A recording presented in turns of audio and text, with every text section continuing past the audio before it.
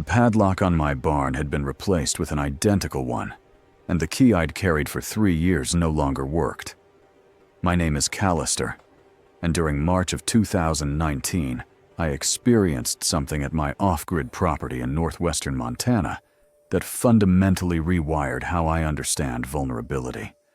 I'm sharing this because people romanticize remote living without comprehending the genuine dangers of existing beyond society's protective infrastructure.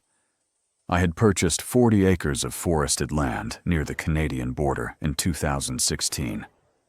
The property included a small cabin, a deteriorating barn, and absolute solitude. The nearest occupied residence sat 11 miles away. The closest town with any services was a 40-minute drive on unpaved roads that became impassable during winter storms. This isolation was precisely what I wanted. I had spent 15 years working in corporate finance in Chicago. The constant connectivity, the endless demands, the suffocating presence of millions of people pressing against my existence from every direction. I burned out completely at 38 and decided to pursue a different path. For 3 years, I lived contentedly on that land.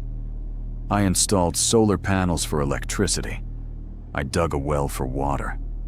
I heated with wood I cut myself. I grew vegetables in the summer and canned them for winter.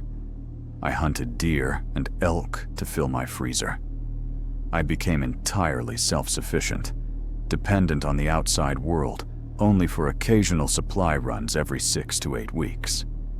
The barn served primarily as storage. I kept firewood stacked inside during autumn.